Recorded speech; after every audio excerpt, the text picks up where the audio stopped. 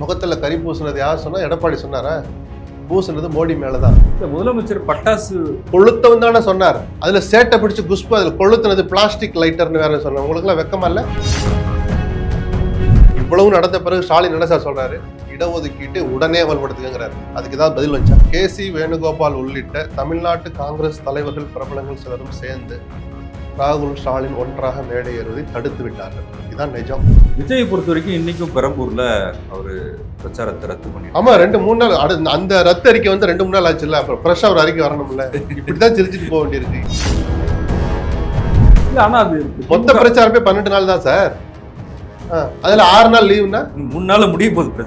அப்புறம் இவர் இதே பழக்க தோஷத்துல 23 தேர்தல் முடிஞ்சிடல, 24ஆம் தேதி ஒரு அறிக்கை வரும், விஜய் பிரச்சாரம் ரத்து.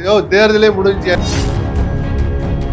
என்ன சாத்தியமா? பயிர்க்கடன் தள்ளுபடி விஜய் அறிவிச்சிருக்கிறாரு, எடப்பாடி அறிவிச்சிருக்கிறாரு. எவ்வளவு தெரியுமா தேவை? 70,000 கோடி. பிஜேபி ஏதாவது மூச்சு விடுதா பத்தியெல்லாம் பயிர்க்கடனை பத்தி? அந்த பக்கமே போக மாட்டாங்க. இப்படி உயிரே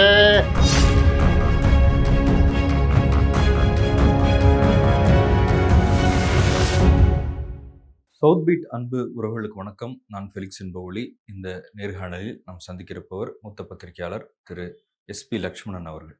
வணக்கம். வணக்கம். தொகுதி மறுவரை அந்த மசோதா நாடாளுமன்றத்தில் தோல்வி அடைஞ்சிருக்கு. உள்துறை அமைச்சர் அமித்ஷா சொல்லியிருக்கிறாரு, இது தோல்வி அடையும்னு தெரியும், ஆனாலும் இதற்கு எதிராக வாக்களித்த எதிர்க்கட்சியினரை மக்கள் பார்த்துக்கிட்டு இருக்காங்க, அதுதான் ரொம்ப முக்கியம் அப்படின்னு பேசியிருக்காரு. இங்கே பாஜகவில் இருக்கிற அண்ணாமலை கூட சொன்னார், நிச்சயமாக இந்த மசோதா நிறைவேறும் அப்படின்னு சொன்னார். எடப்பாடி பழனிசாமி சொன்னார், ஸ்டாலின் முகத்தில் கரிய பூசுவாங்க அப்படின்னாரு. ஆனால் நேற்று திண்டுக்கல்ல ஸ்டாலின் பட்டாசுலாம் வெடித்து கொண்டாடி இருக்காரு. ஆனாலும் இந்த பெண்களுக்கான இடஒதுக்கீடு இருக்கு இல்லையா, 33%, அதை வரவிடாமல் பண்ணிட்டாங்க திமுக அப்படின்றத பாஜக சொல்கிறாங்க. எப்படி பார்க்குறீங்க? மக்கள் நம்ப மாட்டாங்க. நீங்கள் சொன்ன இதுலேயே அமித்ஷா சொன்னதுக்கும் அண்ணாமலை சொன்னதுக்கும் முரண்பாடு இருக்கா? வெற்றி பெற முடியாது, இந்த மசோதா நிறைவேறாதுன்னு தெரியும், ஆனாலும் சிலர் அம்பலப்படுத்துறது கொண்டு வரோம்னு வேற வார்த்தையில சொல்றேன். கண்டிப்பா 4 மணிக்கு ஓட்டு 4:30 மணிக்கெல்லாம் சட்டம் ஆயிடும்னு அண்ணாமலை சொன்னார். 2 பேர்ல யார் சொல்றது நிஜம்? எதுக்கு மக்கள்கிட்ட இப்படி மாறி மாறி சொல்றீங்க, பொய் சொல்றீங்க? எதுக்காக இதை கொண்டு வந்தீங்க? முதல்ல ஆல்ரெடி அந்த சட்டம் அமலாயிடுச்சே. இதே திமுக, எடப்பாடி, பிஜேபி, காங்கிரஸ் எல்லோரும் ஆதரிச்சு 23லயே அது சட்டம் ஆயிடுச்சே, நிறைவேற்றப்பட்டுடுச்சு. எப்ப இருந்து அமல்படுத்துறதுங்கிறதுல பிஜேபி செய்த சில்மிஷத்தின் காரணமா 29க்கு தள்ளி போச்சு. வேற யாரும் அந்த வேலையை செய்யல. பிஜேபி மட்டும்தான் மகளிருக்கு அந்த 33% இடஒதுக்கீட்டை அமல்படுத்த விடாமல் தடுத்த ஒரே கட்சி பிஜேபி தான். அந்த உண்மையை மூடி மறைக்கிறதுக்கு இது எல்லா வேலையும் செய்யறாங்க. எதிர்க்கட்சிகள் தான் சேர்ந்து பண்ணிட்டு இல்ல. இப்ப இந்த மசோதா இப்ப கொண்டு வர வேண்டிய அவசியம் என்ன? எதுக்காக கொண்டு வந்தீங்க? டீலிமிட்டேஷன், அதுக்கான ரூல்ஸ் முதல்ல ஃப்ரேம் பண்ணிட்டீங்களா? முதல்ல அனைத்து கட்சி கூட்டத்தை கூட்டினீங்களா? எல்லா கட்சிகிட்டும் பேசணும். யார்கிட்ட பேசினாங்க? பிரதமர் மோடி சொல்றாரு. யாருக்கிட்ட பேசினாங்க? சொல்லுங்க, யார்கிட்ட பேசினாரு? சொன்னாரா? ஸ்டாலின் பேசலையே. எடப்பாடி இதை பத்தி விவாதிக்கல. தமிழ்நாட்டை எடுத்துக்கோ சார், இந்த 2 பேர்கிட்ட விவாதிச்சாரா? இல்லையே. ரகசியமா போன்ல பேசிக்கிட்டீங்களா? சொல்லுங்க. இல்ல, எடப்பாடி அதை ஆதரிக்கிறார் சார். இல்ல, அதெல்லாம் அப்புறம் சார். விவாதிச்சோன்னு மோடி சொன்னது பொய்யாயிடுச்சா? முதல்ல ஒரு அனைத்து கட்சி கூட்டத்தை கூட்டணும். டீலிமிட்டேஷன் பண்ணலான்னு இருக்கிறோம். எப்படி பண்ணலாம்? நீங்க சொல்ற அந்த ஆலோசனைகளை மசோதால சேர்க்கிறோம்.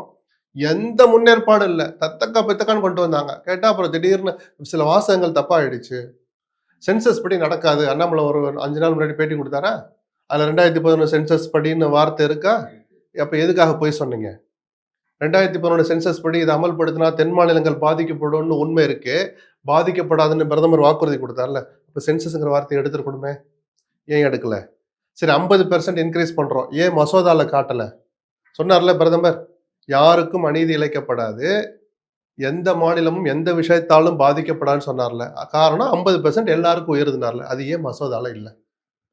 இவ்வளவு திருட்டுத்தனத்தை, ஒரு மோசடித்தனத்தை அரங்கேற்றிட்டு அதெல்லாம் மக்கள் கவனிக்க மாட்டாங்கன்னு இன்னைக்கு வரைக்கும் பித்தலாட்டம், பொய், மோசடி தான் பிஜேபி பண்றது.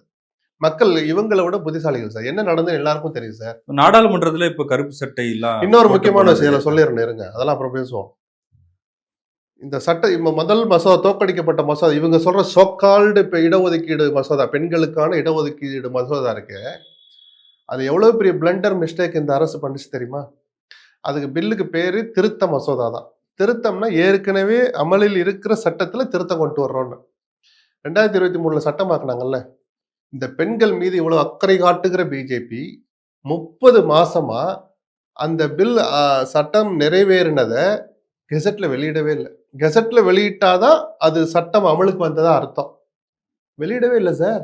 முந்தா நாள் நைட் 9:55க்கு வெளியிடுறாங்க சார் கெசெட்ல. ஏன்னா அந்த டெக்னிக்கல் ஃபால்ட்ட எல்லாரும் சொல்லி காட்டுறாங்க. எதப்பா திருத்த போறீங்க? மகளிர் இடஒதுக்கீடு மசோதா. அது நீங்க என்ன கெசெட்லயே வெளியிடலன்னு சொன்ன பிறகு நைட் 9:50க்கு 9:55க்கு வெளியிடுறாங்க. இதுதான் இவங்க பெண்கள் மீது காட்டுகிற அக்கறை. குஷ்பு எல்லாம் இத உட்கார்ந்து எடுத்து படிச்சு பார்க்கணும். வாய்கிழிய வந்து பொய் பேசக்கூடாது. தாராளமா குரல் கொடுக்கட்டும். உண்மைய சொல்லுங்க. எதுக்கு சார் பொய் பேசுறீங்க? உங்களுக்கு நிஜமாவே அக்கறை இருக்குன்னா, அது இந்த சட்டம் கொண்டு வர போறோம், திருத்தம் கொண்டு வர போறோம். இப்ப அது கெசெட்ல வந்துடுச்சான்னு ஒரு வார்த்தை ஆலோசனை கூட்டம் நடந்திருந்தா எல்லாரும் சுட்டி காமிச்சிருப்பாங்களா? தனித்தனியா போன்ல எதுக்கு திருட்டுத்தனம் பண்றீங்க? அப்படி பேசினதா தெரியல. அதிகபட்சம் சந்திரபாபு நாயுடு பேசியிருப்பார், நிதிஷ்குமார்ட்ட பேசியிருப்பார். அந்த 2 பேரும் உஷாரா ஒதுங்கிட்டாங்க. ஏன்னா அவங்க போய் இங்க மாநிலத்துல போய் அரசியல் பண்ண முடியாது. ஏன்னா அது மக்களுக்கு செய்யற துரோகம்னு தெரியும். அது நல்லதா இருந்தா சந்திரபாபு நாயுடு ஆதரிச்சிருப்பார்ல சார்? ஏன் சார் அவர் ஆதரிக்கல? பதில் சொல்லுங்க எனக்கு. இல்ல அவரும் தென் மாநிலங்கள்ல ஒண்ணு தானே. அதை ஏன் ஆதரிக்கல? அப்போ அவர் உங்க தோழமை கட்சி தானே? எதனால நீங்க சொன்னதை கேட்கல? தெரிச்சு ஓடினாரு. காரணம் தென் மாநிலங்கள் பாதிக்கப்படுது. அவருக்கும் பாதிப்பு இருக்கு. அப்ப சென்சஸ்ங்கிற வார்த்தை எடுங்க. இன்னொரு 25 வருஷத்துக்கு சென்சஸை பத்தி பேச மாட்டேன்னு சொல்லுங்க. அல்ல டீலிமிட்டேஷன் பண்றீங்களா? நல்லா செயல்பட்ட மாநிலங்களுக்கு மக்கள் தொகை கட்டுப்படுத்தல ரிவார்டு அதிகமா தரும். 50 இல்ல 60% சரியா செயல்படுத்தாத மாநிலங்களை 40% குறைப்போம். அதை ஈக்குவேட் பண்ணுங்க. அதுதான் நீதியா இருக்கும். இதை பத்தி ஒரு டிஸ்கஷன் கூட கிடையாது. ஆனா நேற்று தோற்கடிக்கப்பட்டதை மறந்துட்டு உண்மையிலேயே மிகப்பெரிய வீழ்ச்சி நேற்று என்டிஏவுக்கு கடந்த 3 ஆட்சி காலங்கள்ல முதல் பெரிய தோல்வி இதுதான். முகத்துல கறி பூசுனது யார் சொன்னா? எடப்பாடி சொன்னாரா? பூசுனது மோடி மேலதான். இதைத்தான் அவர் யூகிச்சு சொன்னாரோ தெரியல. நமக்கு ஒன்றும் சந்தோஷம் கிடையாது. நம்ம பிரதமர் அவர் என்ன இருந்தாலும் அவர் முகத்துல கறி பூசினா நமக்கு தான் அவமானம். ஆனால் அள்ளி பூசிக்கிட்டது அவங்க தான், நாம இல்ல, வேற யாரும் போய் பூசல. இல்ல பிரதமர் தமிழ் வார்த்தை ஏதாவது இருந்தா சொல்லுங்க. ஆமா, அந்த வாக்குறுதி கொடுத்து இவ்வளவு எல்லாம் கேட்கறீங்களா? இங்கிலீஷ்ல உங்களுக்கு தெரிஞ்ச ஹிந்தி வார்த்தையாவது மசோதால சேர்த்தீங்களா? தமிழை தூக்கி தூர போடுங்க. உங்களுக்கு தான் அதனாலே ஆவாதே. அது சொல்றீங்களே வாய்கிலேயே 1 மணி நேரம் பேசுறாருல சார், 2 வார்த்தையை ஏன் மசோதால சேர்க்க மாட்டீங்க? தோக்கடிச்சுட்டாங்க, இல்ல தோக்க போகுதுன்னு தெரிஞ்ச உடனே இப்போ 1 மணி நேரம் அவையை ஒத்தி வைக்கிறேன், நம்ம 50% நான் உள்ள கொண்டு வர்றேன். ஏன் 2 நாள் என்ன பண்ணீங்க? இப்ப புரியல, ஆலோசனை நடக்கலைங்கிறத. இதுவே சர்வாதிகாரம் சார். ஜனநாயகத்தை மதிக்கிற லட்சணம் இதுவா சார்? சார் வாக்கெடுப்பு நடந்து தோக்க போது தெரிஞ்ச உடனே அமித்ஷா சொன்ன நீங்க புள்ள படிச்சீங்களா? கவனிச்சீங்களா? அதை 1 மணி நேரம் அவையை ஒத்தி வைக்கிறேன், நீங்க எல்லாம் ஒத்துழைப்பு தாங்க, 50% இப்பவே சொல்லி சீட்டை இன்க்ரீஸ் பண்ணணுங்கிறது தான் அவங்க உறுதியா இருந்தாங்களே தவிர பெண்களுக்கு இடஒதுக்கீடு கொடுங்கறதுல இல்ல. ஏன்னா ஆல்ரெடி இது கொடுத்தாச்சு சார். உங்களுக்கு அமல்படுத்துற துணிச்சல் தான் இல்ல, அமல்படுத்துற அளவுக்கு மனசு இல்ல. எதுக்கு அடுத்தவங்களை தூக்கி சுமக்குறீங்க? இப்ப தேர்தல் சமயத்துல நாடாளுமன்றம் நடக்குது. பேரு 5 மாநில தேர்தல்கள். இதவே வேண்டாம்னு சார் எல்லாரும் கெஞ்சினாங்க, லெட்டர் எழுதினாங்க. ஒரு துளியாவது மதிச்சிங்களா கார்கேவை, ராகுல் காந்திய, பிரதான எதிர்க்கட்சி தலைவர், பிரதான கட்சியினுடைய தலைவர்? 2 பேருக்கும் பதிலே சொல்லல சார். அவங்க பாட்டு நாடாளுமன்றத்தை கூட்டிட்டு போயிட்டே இருந்தாங்க. இல்ல அப்ப இங்க தமிழ்நாட்டுல தேர்தல் பிரச்சாரத்துல இருந்த நாடாளுமன்ற உறுப்பினர்கள்லாம் அங்க போக வேண்டிய சூழ்நிலை வந்துச்சு. அங்க போய் கருப்பு சட்டை போட்டாங்க. அதையும் கூட வந்து ஒரு நல்ல காரியம் நடக்கும் போது திருஷ்டி போட்டு வைப்பாங்க இவ்வளவுலாம் நக்கல் பண்ண தெரிஞ்சுல்ல, அல்ல கரெக்டா ஓமையை பேச தெரிஞ்சுல்ல, ஒழுங்கா ஒரு ஆலோசனை கூட்டம் நடத்தணுங்கிற அடிப்படை அறிவு இல்லாம போனது ஏன் பிஜேபி? இல்ல அது என்னன்னா ஸ்டாலின் வந்து தேவையில்லாம பேசுறாரு, எப்படி நிறைவேறாது, ஆனாலும் இது ஒரு அரசியலுக்காக பயன்படுத்துறாரு. அரசியலுக்காக பயன்படுத்தின இந்த விஷயத்தை முதல்ல தொடங்குனது யாரு சார்? எப்படியாவது நாடாளுமன்றத்தை கூட்டுங்க, இப்படி ஒரு 3 பில்ல கொண்டு வாங்க, 3ஐயும் ஒன்னா கொண்டு வாங்க ஸ்டாலினா சொன்னார். எவ்வளவு சார் பொய் சொல்லுவாங்க? எவ்வளவு பொய் சொல்லுங்க? அவங்கள விட எல்லா ஸ்டாலினை விட மோடியை விட மக்கள் புத்திசாலிகள். என்ன நடக்குன்னு எல்லாருக்கும் தெரியும். இதுல சேட்டை பண்ணது யாரு? இந்த நிமிஷம் வரைக்கும் அதை அமல்படுத்த விடாமல் தடுப்பது யாரு? சரி, இவ்வளவு தூரம் பேசுறீங்கல்ல, இன்னைக்கு அது சட்டம் ஆயிடுச்சு, கெசெட்ல வந்துடுச்சு, இந்த திருத்தத்துக்காக கெசெட்ல வந்துடுச்சு, அதை இனிமேல் மாற்ற முடியாது. அதுல ஒரு திருத்தம் கொண்டு வாங்க. அடுத்த சென்சஸுக்கு பிறகுதான் ஒரு வார்த்தை இருக்குல்ல, அதை எடுத்துரு. இப்ப இருந்தே பண்ணுவோம், இருக்கிற 543லயே நம்ம வரையறை பண்ணுவோம்னு கொண்டு வாங்களேன். ஒரு அர்த்தம் இல்லை. ஏன்னா சென்சஸ் வேலை ஆரம்பிச்சாச்சு. 1 வருஷம் அது நடக்கும். 27 கடைசியில அந்த இது கெசெட்ல வரும். மக்கள் தொகையை பத்தின அத்தனை விஷயங்களும் வந்துடுச்சுன்னா நடுவில் 28 தான், 29ல அமல்படுத்த போறீங்க நாடாளுமன்ற தேர்தல்லாம். உங்களுக்கு மனசாட்சின்னு ஒண்ணு இருந்தா, நிஜமாவே பெண்களுக்கு ஏதாவது செய்யணும்னு நினைச்சா 27ல முடியுத 28 ஜனவரியிலேருந்து அது அமலுக்கு வரும்னு சொல்லுங்க. ஒரு திருத்தத்தை கொண்டு வாங்க. யார் இவ்வளவு நடந்த பிறகு ஸ்டாலின் என்ன சார் சொல்றாரு? இடஒதுக்கீட்டு உடனே அமல்படுத்துங்கிறாரு. அதுக்கு ஏதாவது பதில் வந்துச்சா? இவ்வளவு தூரம் சொல்றாங்கல்ல, ஸ்டாலின் தடுத்துட்டார்ல. எடப்பாடி சொன்னது 100% நிஜம்னே வச்சுக்கோங்க சார். இன்னைக்கு காலையில ஒரு ட்விட் போட்டிருக்காரு, மகளிர் இடஒதுக்கீட்டு சட்டத்தை உடனடியாக அமல்படுத்துங்கன்னு சொல்லியிருக்கிறார்ல. அதுக்கு ஏதாவது பதில் வந்துச்சா? யாரை பார்த்தாலும் போய் கேளுங்க. அதிமுகவை, அமமுகவை, பாமகவை, வாசனை, பிஜேபியை, யாரை பார்த்தாலும் கேளுங்க. ஸ்டாலின் இப்படி சொல்லியிருக்கிறாரே, உங்க நிலைப்பாடு என்னன்னு போய் கேளுங்க. அரசியலா பண்ற நேரத்துல பண்ணணும் சார். இதெல்லாம் நிரந்தரமான ஒரு விஷயம் சார். எல்லாரும் தானே சார் சேர்ந்து எடப்பாடி சேர்ந்து ஆதரிச்ச சட்டம் சார் அது. அதிமுகவும் ஆதரிச்சு சார். திமுகவும் ஆதரிச்ச சட்டம் அது. அதை அமல்படுத்த விடாம தடுக்கிறாங்க. பிஜேபின்னு தெரிஞ்சிருந்த கூட்டணி தர்மங்கிற குப்பையில தூக்கி போட போற விஷயத்தை இப்பயே தூக்கிட்டு வருவீங்க. கூட்டணி தர்மங்கிறது நீங்க தேர்தலை எதிர்கொள்ற போது கொஞ்சம் மனக்கசப்புகள் இருந்தா ஒதுக்கி வச்சுட்டு சத்தம் இல்லாம போறது. அந்த தர்மத்தை அதோட நிறுத்துங்க. அவங்க என்ன அநியாயம் பண்ணாலும் அதுக்கு தூக்கி பிடிக்கிறது, மறைச்சு வைக்கிறது தான் கூட்டணி தர்மம்னா அப்படி ஒரு தர்மமே தேவையில்லை. இல்ல முதலமைச்சர் பட்டாசு வெடிக்கிறாரு. அது அந்த சார் இதெல்லாம் ஏன் அப்புறம் சார் அதுல சரியா திரி பத்தலையா சார்? இதெல்லாமா சார் கேப்பிய? இல்ல இதுவரைக்கும் நம்ம அப்படி அதுல பார்த்தது விட்டு இல்ல. அவ்வளவு பெரிய ஆபத்துல இருந்து தமிழ்நாடு மீட்டிருக்கிறாங்க சார். அதுல ஸ்டாலினும் ஒரு காரணம் சார். இவர் இப்படி சொன்னனாலதானே சார் தமிழ்ல ஏதாவது வார்த்தை இருந்தா சொல்லணும், உறுதிமொழி தரேன்னு பிரதமர் சொன்னார். கொளுத்தவன் தானே சொன்னார். அதுல சேட்டை பிடிச்சு குஷ்பு அதுல கொளுத்துனது பிளாஸ்டிக் லைட்டர்னு வேற சொன்ன. உங்களுக்கு எல்லாம் வெக்கமா இல்ல? கொளுத்துனது என்ன, அதை கொளுத்தாம விட்டா என்ன நடக்கும், அந்த டிராப்ட்ல இருந்த வாசகங்கள் என்ன, அதனால தமிழ்நாடு எவ்வளவு பாதிக்கும்னு துளி கூட கவலைப்படல. கொளுத்துன லைட்டர் பிளாஸ்டிக்கா, அது தடை செய்யப்பட்ட பிளாஸ்டிக். ரொம்ப அக்கறை உங்களுக்கு. அது ஒரு பெண்ணாக இருந்து ஒரு என்ன சொல்ற ஒரு முற்போக்கு சிந்தனை உள்ள குஷ்புவை முனை மழுங்க செய்து பிஜேபி வச்சிருக்கு. நான் பரிதாபப்படுறேன், வெக்கப்படுறேன்.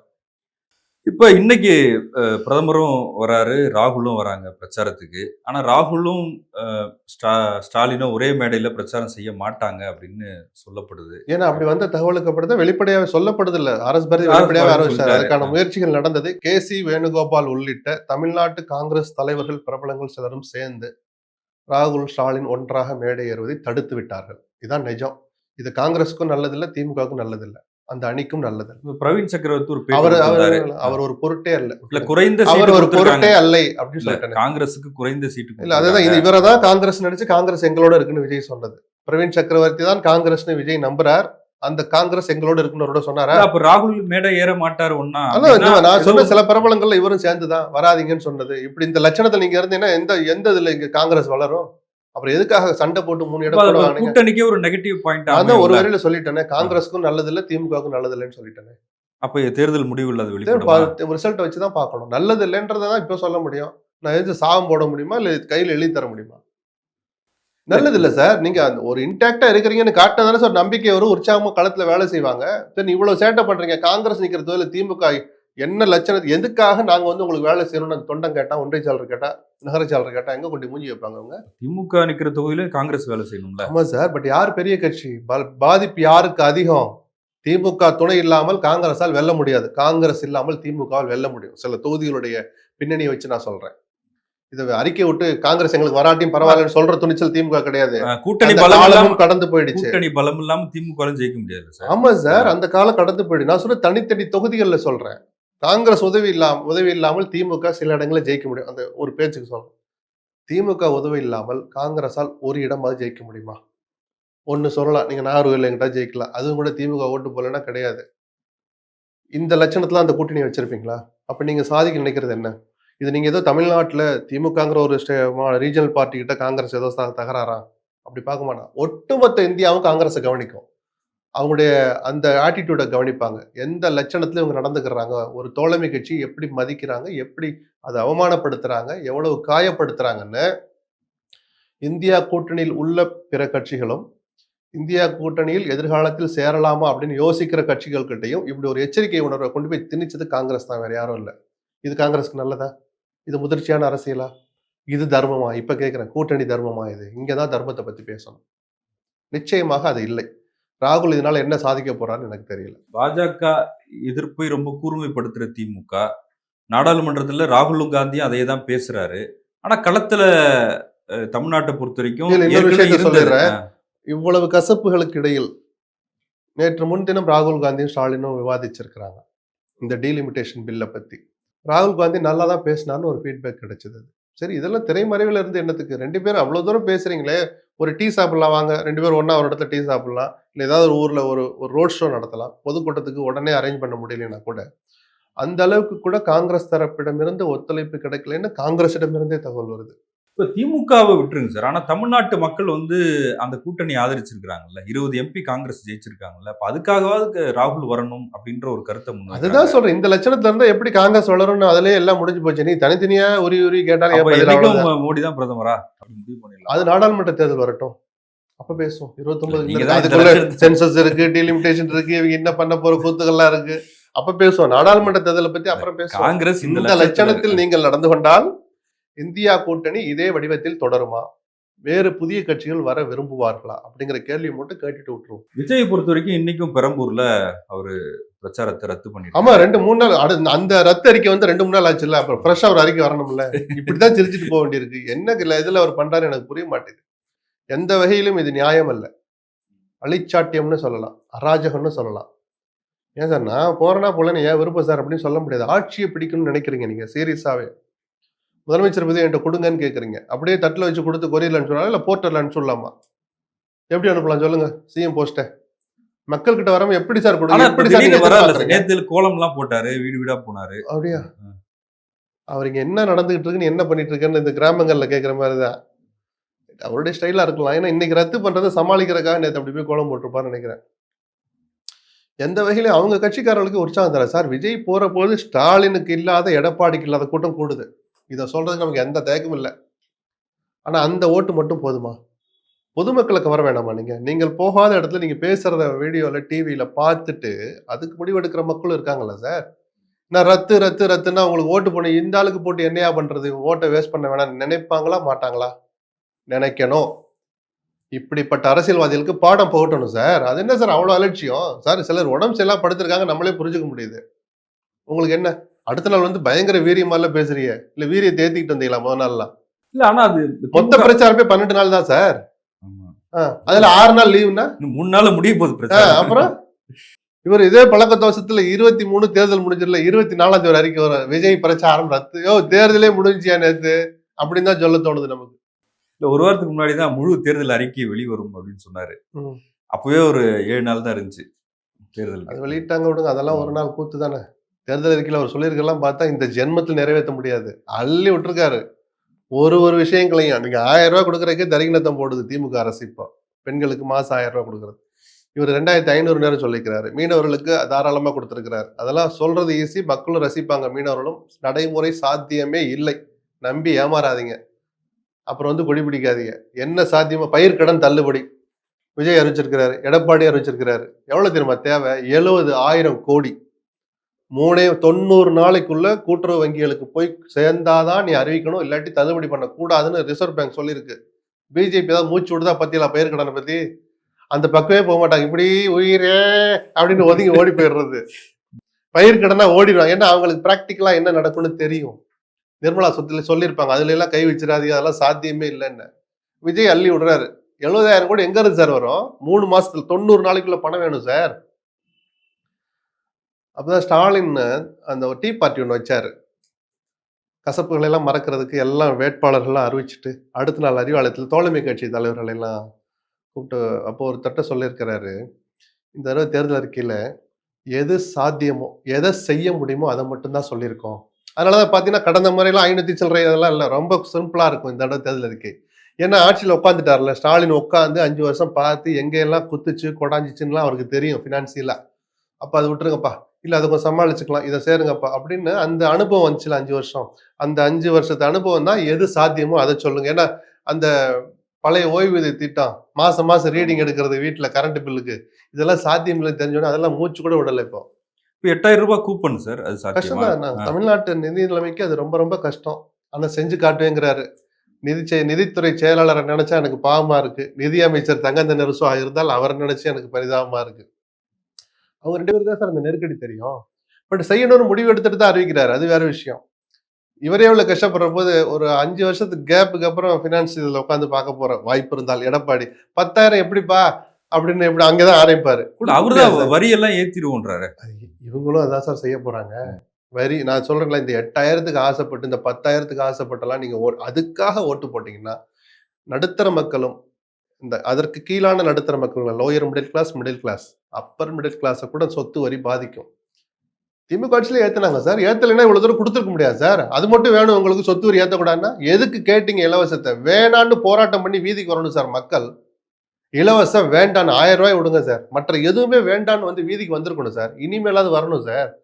இல்லாட்டி சத்தம் இல்லாம நம்ம மேலதான் திணிப்பாங்க. எங்க இருந்து கொடுப்பாங்க காசு? நீ இதையும் வாங்கிக்கணும் அப்புறம் எனக்கு எதுவும் ஏத்தக்கூடாதுன்னு எப்படி சார் ஒரு கவர்மெண்ட் ரன் ஆகும்? என்னது வெளிப்படையா எடப்பாடி சொல்லிடக்கூடாது, வெள்ளந்தியா சொல்லிவிட்டாரு. நிபுணர்களை வைத்து வரியை கூட்டிடுவான்ட்டாரு. அப்படிதான் செய்ய முடியும். திமுகவும் அதைத்தான் பண்ணுவாங்க. அது வேண்டான்னு நீங்க நினைச்சீங்கன்னா இலவசங்கள் வேண்டான்னு சொல்லுங்க. ஒரு முக்கியமான விஷயங்கள், நலத்திட்டங்கள், இப்ப காலை உணவு திட்டத்தை அவர் எக்ஸ்டெண்ட் பண்றேங்கிறாரு. அற்புதமான திட்டம். அதுக்கு என்ன வேணாலும் செலவு பண்ணலாம். நர்ஸ் பற்றாக்குறை இருக்கு, டாக்டர்கள் பற்றாக்குறை இருக்கு. இந்த செலவெல்லாம் அதுல எடுத்து போட்டு நிரந்தரமா ஆட்களை எடுங்க. ஒரு பலாயிரம் பேருக்கு வேலை வாய்ப்பாவது கிடைக்கும். புரியுதுங்களா? இன்னும் எத்தனையோ செக்டார் ஊதிய உயர்வு, ஊதிய முரண்பாடுன்னு பல பல வார்த்தைகளோட நம்ம ஈஸியா ஒரு வார்த்தையில கடந்து போறோம். அது ஏற்படுத்துற வலி, அந்த செக்டார்ல வேலை செய்யற ரேஷன் கடைக்காரன் வேலை செய்யறான், அவனுக்கு 1000 குறை இருக்கு. ஒரு ஸ்கீமை ரத்து பண்ணுங்க. இந்த குறைகளை பூரா இந்த பணத்தை வச்சு அதை பூரா முடிங்கப்பா. செஞ்சுட்டு போங்க. பாதிக்கப்பட போற எகைன் அந்த ரேஷன் கடை விற்பனையாளரும், இடையாளரும் தமிழ்நாட்டு மக்கள்ல ஒருத்தன் தானே சார்.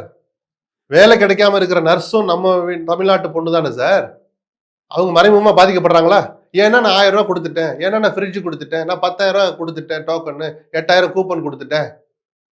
உங்க தலையில தான் வந்து விடியுது. வேலை கொடுக்க முடியல, ஆசிரியர்கள் நியமனம் பண்ண முடியல முழுமையா. இப்ப மாற்றம்னு சொல்ற விஜய் அதே தானே சார் சொல்றாரு. அதனாலதான் அவர் வர்றது வந்து உட்கார்ந்தாதான் தெரியும். முதல் கையெழுத்து எதை போட போறான்னு தெரியல. ஒருவேளை வந்தா நான் சொல்றேன். இதெல்லாம் நடைமுறை சாத்தியமற்ற விஷயங்களை விஜய் தன் அறிக்கையில நிறைய சொல்லியிருக்கிறார். அதுபோல திமுகவிடம் வந்து ஆட்சி எப்படியாவது பறிச்சிடணுங்கிற ஆர்வத்துல எடப்பாடி நடைமுறை சாத்தியமற்ற பல விஷயங்களை சொல்லியிருக்கிறார். பயிர்க்கடனே அதுக்கு முதல் உதாரணம். திமுக உஷாரா பயிர்க்கடன் தள்ளுபடின்னு சொல்லல. ஏன்னா அது சாத்தியம் இல்லை. புரியுதுங்களா? நன்றி சார். நேரத்துக்கு மிக்க நன்றி. நன்றி.